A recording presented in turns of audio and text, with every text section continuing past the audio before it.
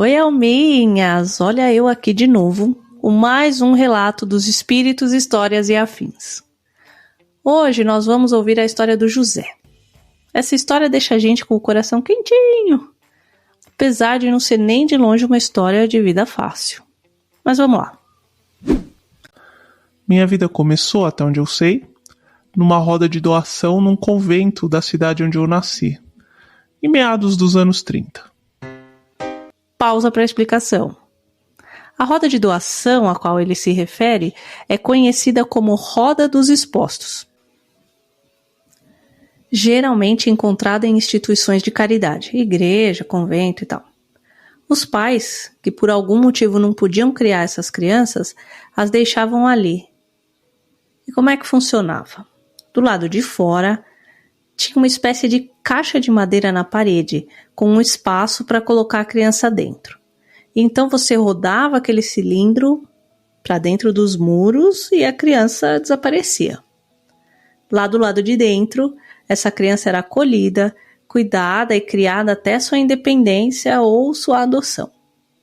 E parece que isso existe aqui pelo Brasil desde o início de 1800. Só que aí eu lembrei, quando eu era pequena, eu ia com a minha mãe e as minhas tias, muito católicas, buscar umas pílulas de oração num mosteiro ali no bairro da Luz, aqui na capital de São Paulo. E lá tinha uma roda dessas. Você colocava uma doação, girava a roda e a freira do lado de dentro pegava essa doação e te devolvia um pacotinho com as orações. E se você estiver curioso para saber como é, eu fui até o Mosteiro da Luz só para te mostrar. Tem um vídeo no canal, vai lá ver. Mas de volta à história. E como era a vida dentro do convento? Naquela instituição, as crianças não saíam para ir à escola. Eles tinham a educação escolar e todas as outras atividades esportivas ou religiosas acontecendo ali dentro mesmo. Praticamente não havia contato com o mundo externo. Alguns raros eram adotados, na maioria dos casos quando eram bem pequenos ainda, tipo até uns 3 anos. E se não fosse até essa idade, eu provavelmente ficaria por ali mesmo. Então, a turma da ala em que ele vivia era de aproximadamente umas 20 crianças, todas em idades próximas. E uma coisa que ele salienta, que naquele convento, eu não sei se era uma regra até então, mas todas as crianças, das mais velhas até as mais novas, chegaram ali ainda bebês. Isso é interessante, porque ele, assim como os outros, eles eram tratados como um número. Não tinha afeto ou apego, nenhuma demonstração de carinho das freiras pelas crianças. Elas eram bem rígidas e a educação que elas davam a eles era rígida igual. Comemorações pessoais não existiam, tipo aniversário, não tinha. Isso era irrelevante. As únicas comemorações que tinham por ali eram as festas religiosas. Então, eles cresciam sem muita empatia. Claro que tinha sempre algum amigo mais próximo, mas eles não aprenderam a desenvolver afeto. Então era um comportamento mais frio, mais reservado. Era assim, isso era o normal deles. E o cronograma de atividades dentro do convento também era bem extenso. Eles estudavam, mas eles também trabalhavam em atividades para manutenção ali do convento, desde limpeza, jardinagem, culinária. E assim a vida seguiu. Quando José estava com aproximadamente uns 10 anos, aconteceu uma situação inusitada. Chegou ali no convento uma criança que também tinha essa faixa de idade. Ele havia perdido os pais num acidente e não tinha parentes conhecidos que pudessem assumir a sua criação. E numa situação normal, aquele garoto deveria ter ido para qualquer outra instituição. Mas por algum motivo que o José desconhecia, ele foi parar ali. E esse garoto, que ficou bastante próximo do José, sempre comentava, com muita tristeza, claro, a saudade que ele tinha dos pais dele, como era a sua vida lá fora. né? Suas festinhas de aniversário, viagens, passeios em família. E aquilo foi despertando no José uma curiosidade até então inexistente. A vontade de conhecer a vida através dos muros e também a vontade de ter uma família, uma festa de aniversário que fosse.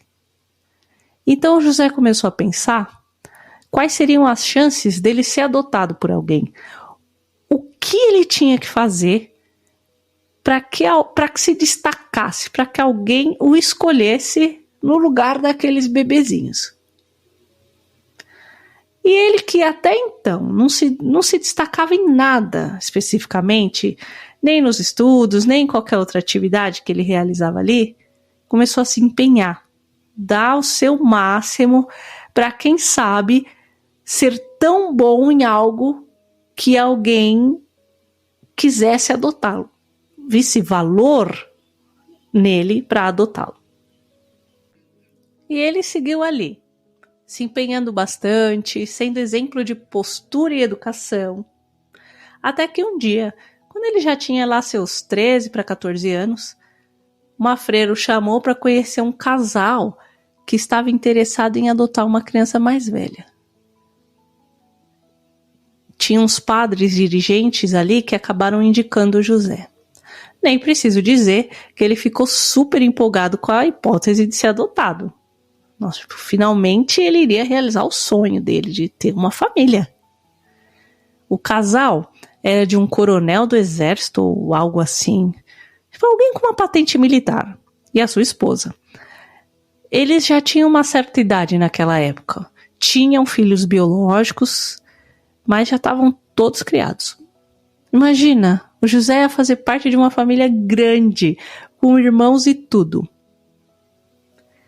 Aquele casal pareceu bastante reservado. E eles conheceram ali o José brevemente e, depois de uma longa conversa, mais com a madre diretora do que propriamente com o José, eles decidiram seguir com a adoção. Gente, mas ele estava tão feliz assim, tipo, exaltado, porque ele ia ter uma família finalmente. E muito rapidamente ele foi para sua casa nova. Quando ele chegou lá, era um casarão imenso, super luxuoso e com bastante empregados. Os supostos irmãos já não viviam mais ali. E logo que chegou na casa, o José já foi informado de suas novas funções e seu papel naquela casa. Ele teria um dormitório modesto junto com o dos outros empregados, que ensinariam a ele a rotina de trabalho da casa. O José poderia frequentar uma escola pública no período da manhã e de tarde deveria trabalhar ali na casa junto com os outros. Salário, moradia, refeição e roupas de segunda mão. O sonho não estava se concretizando muito de acordo com o que ele esperava, não é mesmo? E essa situação trouxe um certo desânimo para ele. Que se comparar a vida atual com a vida que ele tinha no convento, até que antes ele estava melhor. Afinal, já era um ambiente conhecido por ele, ele tinha ali alguns amigos. Mas a vida lá fora era muito mais assustadora. E o seu suposto pai conseguia ser mais rígido do que as freiras. Claro, alguns funcionários que trabalhavam na casa acolheram o José, cuidaram dele com mais carinho. E foi isso que fez com que ele suportasse e se acostumasse mais rápido com aquela nova vida. Até porque ele não tinha muita opção, né? Mas ele ainda tinha essa frustração de não saber o que de fato era uma família, como era pertencer a uma família de verdade. E depois que ele ficou um pouquinho maior, o pseudo-pai, vamos chamar ele de pseudo-pai, né? Ou patrão. Ele começou a pagar um pequeno salário para ele, nada muito relevante, mas já dava para ele ter um pouquinho de dignidade. Mas se tem uma coisa que era boa no José, era a sua determinação. Você vê, Quando ele queria uma família, ele se esforçou para ser exemplo, e agora que ele tinha uma, ele queria a maioridade para se livrar dela o mais rápido possível. Já que o sonho de ter uma família parecia muito distante, ele resolveu que focaria em trabalhar para conquistar suas próprias coisas e sua independência também. Ele estava tão determinado a começar uma nova vida bem longe dali, ele começou a juntar todo o dinheiro que ele podia. Aí um dia, o pseudo-pai ordenou ao motorista oficial da casa que começasse a dar aulas de direção para o José. E olha que ele nem tinha idade para isso ainda, mas o velho já queria prepará-lo para futuramente ser o motorista da família. E olha, eu acho que essa foi a melhor coisa que o pseudo-pai fez por ele, mesmo sem saber, na verdade. Fato é que o José aprendeu a dirigir e ele já tinha lá uns 17 anos. E finalmente, quando os 18 chegaram, ele apresentou, digamos assim, sua carta de alforria, né? Foi fácil? Nem um pouco. O doido do velho ficou muito bravo com ele, praguejou um monte, chamou de ingrato e tudo mais. Amaldiçoou a vida dele, como era de se esperar, e etc e tal. Mas não teve acordo. O José já estava determinado e meteu o pé na estrada. Tinha um plano já meio traçado e com indicação de algumas pessoas que ele conhecia, ele seguiu para a capital de São Paulo. Chegando aqui, procurou uma pensãozinha para rapazes. Isso era uma coisa bem comum antigamente, né? Hoje eu não sei mais, mas eu lembro que até minha avó teve uma pensão quando chegou aqui em São Paulo, vindo de Campos do Jordão. Mas essa é outra história. E a pensãozinha era bem modesta, mas era um ambiente bem respeitável. E era o único lugar mais próximo ao centro da cidade que ele podia pagar. Vale lembrar que ele já sabia dirigir, mas não tinha habilitação e naquele momento não tinha nem grana para tirar uma. E logo ele começou a trabalhar por aqui, de qualquer emprego que ele conseguia. Faxineiro, porteiro, garçom e por aí vai. Como ele era uma pessoa muito focada e muito bem educada, ele conseguia bons empregos rapidinho. E se aparecesse algum extra, ele não recusava. Trabalhador pra caramba, o José. E assim ele ia juntando o dinheirinho dele. Qual era o foco agora? A habilitação. A dona da pensão que ele morava, a dona Júlia, apesar de tocar ali a pensão sozinha e levar as coisas às rédeas curtas, ela era muito bondosa. A maneira como ela lidava com as pessoas deixava o ambiente muito acolhedor. E a dona Júlia gostava muito de conversar. Sempre que ela tinha chance, ela ficava puxando conversa com o José. Lembra do José meio secão, né, na dele. Só que isso foi criando uma amizade muito bonita entre os dois. Ela via quanto ele era esforçado e começou a fazer tudo para ajudá-lo. E o José menciona isso, que nunca antes alguém tinha se preocupado tanto com o bem-estar dele. E pela primeira vez, ele começou a sentir como se aquela senhora fosse alguém da sua família. Ele a enxergava como uma avó que ele nunca teve, claro.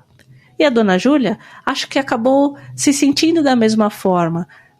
Ela se preocupava verdadeiramente com ele. Tentava fazer de tudo para facilitar um pouco a sua vida. Cuidar das roupas, da comida, deixar ele o mais confortável possível.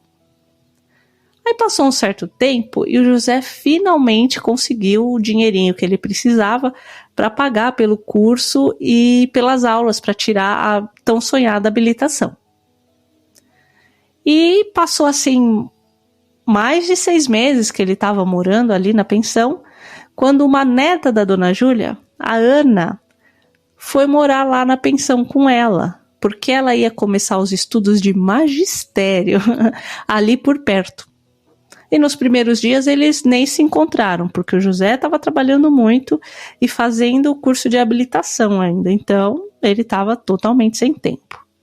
Mas aí, num final de semana, a dona Júlia fez questão de convidá-lo para tomar um café com ela e, meus amigos, foi amor à primeira vista. E eu acho que foi recíproco, viu? O José não era de se jogar fora. A Ana, nossa, a Ana era linda. Era uma moça muito decente. Ela já morava aqui na capital, só que em um bairro bem periférico. Ela era uma pessoa humilde, mas muito bem criada. E ali começou uma amizade com um interesse oculto, que era bastante apoiado pela dona Júlia, né? Mas lembra, de novo, José, pelo modo como foi criado, não era muito dado a demonstrações de afeto, de sentimentos. Só que teve um dia que ele chegou todo feliz porque tinha passado no exame de habilitação.